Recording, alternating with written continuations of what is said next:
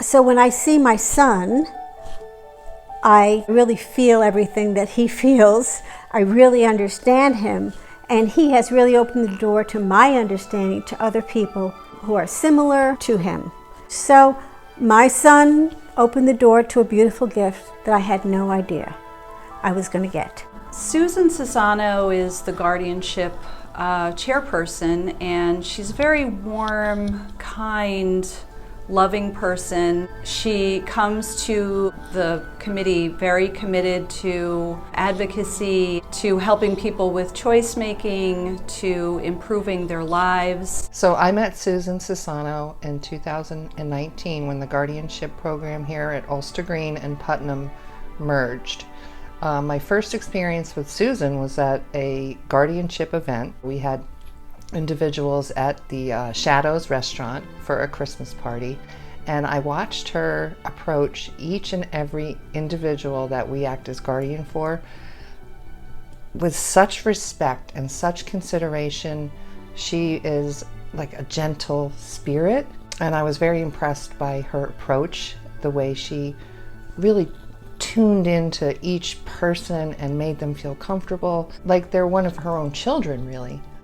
The thing is, you get dropped into a role that you didn't study in school, you didn't ask for. And now you're in the midst of a population of people. At first you don't understand, but you realize it's sink or swim. And if you decide to swim, it's a blessing, because they're such a wonderful population. They're really loving, and when they're not loving, you know that they're hurting. And that's where you need to step in, and you need to say, why and what can we do to make this person happy? 30 some odd years ago, I had heard about Park Preschool, which is now under the direction of the Arc of Mid-Hudson. My son was not meeting his milestones. I brought him in for evaluation. They quickly told me he was functioning at a 3-month level and that he would need to come to program there. Little did they know, because they had an open door policy, that when they enrolled my son, they enrolled me too. So that's when we started our relationship. As a result of the wonderful relationship we had, they suggested that I get training to become an advocate for the birth through 5 population, working for the ARC, which I did. And I did that for several years. And many years later, I joined the board. I was invited, and I've been on ever since. Susan treats every person like their family, and they're her friend. So she brings this very personal warmth to everything that she does. During COVID, when we were all separated, she kept the guardianship committee together and very cohesive. And the guardianship committee was faced with some very significant medical decisions for individuals during that time. And she was very strong in those decisions. She considered each decision like she would for her own child.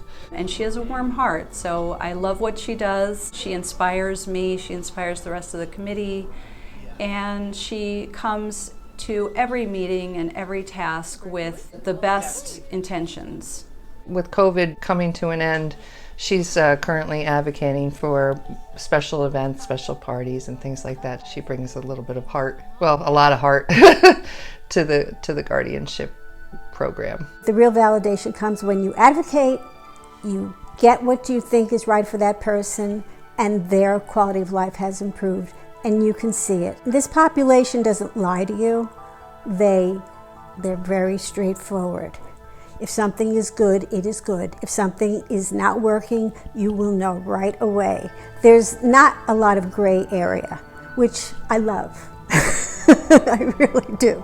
I knew Jack Deyo personally when he was with our agency. This man, I'm just going to say, was the most incredible person that I have seen in advocating for individuals with disabilities for our guardianship program. So, you know, to earn the Jack Deyo Award, it is a very prestigious award, because that person who is getting the award is walking in the shadows of Jack Deyo. Susan's an excellent choice for this award and very well deserved. You know, she's a lovely, lovely soul.